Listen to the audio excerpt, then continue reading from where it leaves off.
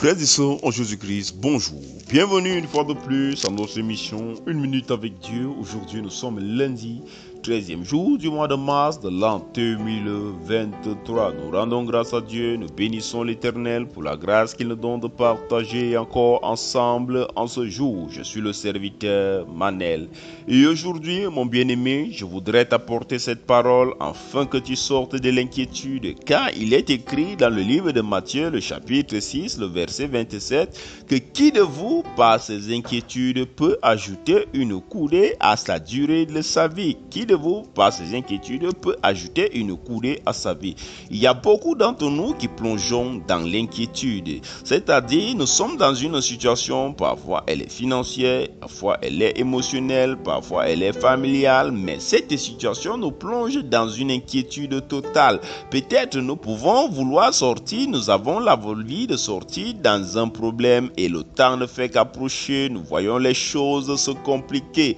Nous avons peut-être eu un programme et plus le temps approche, plus les choses se compliquent, nous devenons inquiets.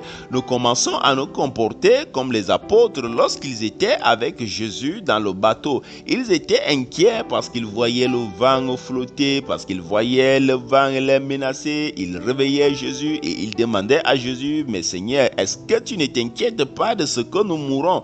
Le Seigneur Jésus-Christ va leur répondre, il va leur dire ceci: homme de peu de foi, où est passée votre foi? Pourquoi vous vous inquiétez? Alors ensuite le Seigneur Jésus-Christ va faire c'est la tempête et ils vont s'étonner que quel est ce Dieu qui ordonne, quelle est cette personne qui ordonne au vent et les vents se calment. Également, ça doit être ta position. Tu dois savoir que l'inquiétude ne t'aide pas, mais plutôt l'inquiétude aide l'ennemi, l'inquiétude aide la situation qui est contre toi pour te faire tomber. Ce qui doit t'aider, c'est la confiance que tu as en Jésus-Christ. Il faut que tu restes confiant, il faut que tu gardes ton sang-froid. Il faut que tu chasses l'inquiétude de ta vie, car tant que tu es inquiet, cela est en train de montrer que tu as plus foi à la grandeur de ton problème qu'à la puissance de Dieu d'agir dans ta vie.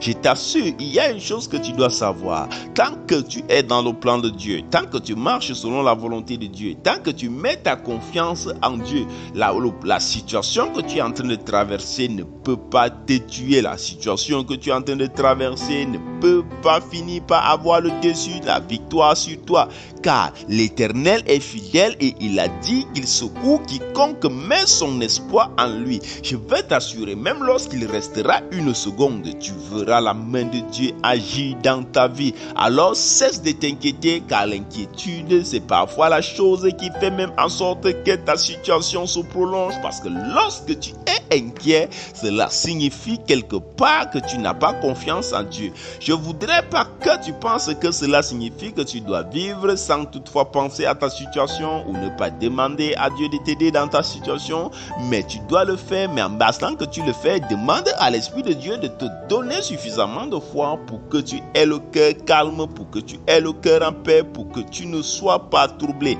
Alors, comme d'habitude, prends une position d'humilité, celle qui te semble la plus humble possible, et prions ensemble afin de confier notre vie, notre journée à Dieu. Au nom de Jésus-Christ, nous sommes en prière. Dieu vivant, Dieu très haut, Dieu d'amour, Dieu de bonté, de grâce, de puissance, de magnificence, éternel des armées, nous venons devant ta face en cette journée, dans le nom puissant et souverain du Seigneur Jésus-Christ. Éternel, nous nous prosternons devant toi, nous reconnaissons que nous ne sommes pas dignes, que nous sommes pécheurs, que nous nous sommes rebellés contre toi. Mais Père, nous te supplions, ô roi, ne nous regarde pas avec un regard de juge, mais souviens-toi de nous selon ta miséricorde.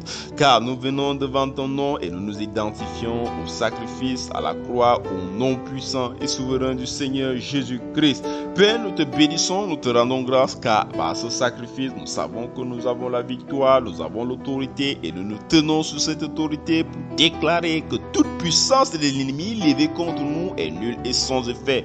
Nous retranchons toute attaque diabolique, nous retranchons tout piège, nous retranchons toute main satanique dans nos vies au nom puissant et souverain du Seigneur Jésus-Christ.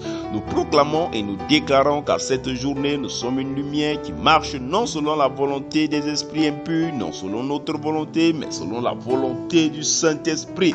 Nous proclamons et nous déclarons que tout ce que nos mains toucheront, toutes nos entreprises seront fructueuses en ce jour par Jésus et dans le nom puissant et souverain de Jésus-Christ. Éternel, nous te bénissons, nous te rendons grâce de par ta bonté que tu déverses dans l'humanité tout entière. Et aujourd'hui, Père, nous intercédons, nous prions afin que tu te souviennes d'une manière particulière de ton Église, que tu étendes ta main également sur tous les âmes perdues afin que les âmes soient sauvées. Seigneur, nous prions afin que tu fortifies tous ceux qui crient en toi, tous ceux qui espèrent en toi. Seigneur, souviens-toi, Père éternel, de tous ceux qui sont couchés ou qui sont malades.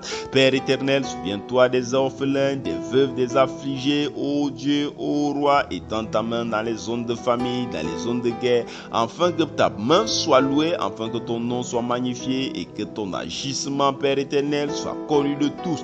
Père, sois béni, Seigneur, sois élevé, sois magnifié par Jésus-Christ. Au nom de Jésus-Christ, nous avons prié.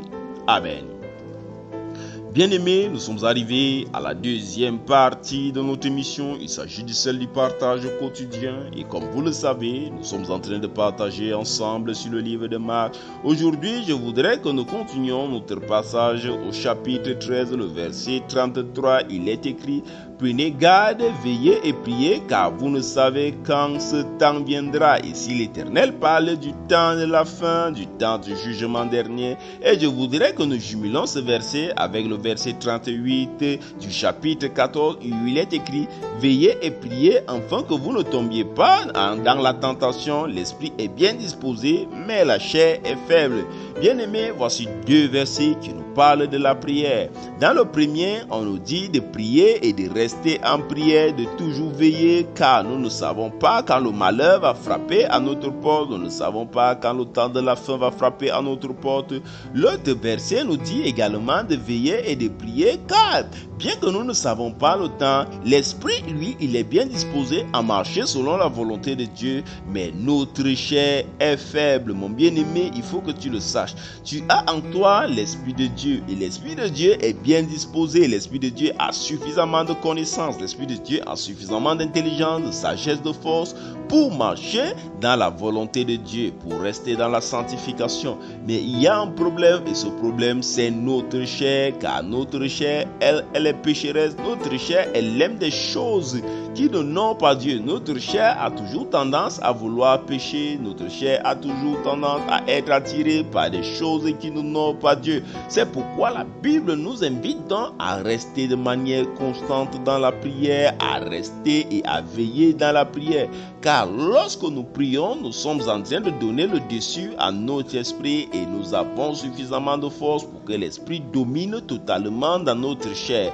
Car parfois nous avons des problèmes dans notre vie chrétienne parce qu'au fond ce n'est pas encore l'Esprit de Dieu qui domine en nous, mais c'est encore notre chair qui domine. Mais voici, la Bible nous dit que celui qui persévère dans la prière, celui qui passe énormément beaucoup de temps, celui qui prend du temps dans la prière est en train de donner suffisamment de place à l'esprit afin que ce soit l'esprit qui domine sur la chair qui, elle est faible face au péché. Alors mon bien-aimé, je voudrais encore te dire que l'une des choses que tu dois faire ici, c'est quel que soit le temps que tu as, quelle que soit la chose qui t'occupe, quel que soit ton emploi de temps, il faut que tu trouves dans ton temps un moment où tu confies à Dieu.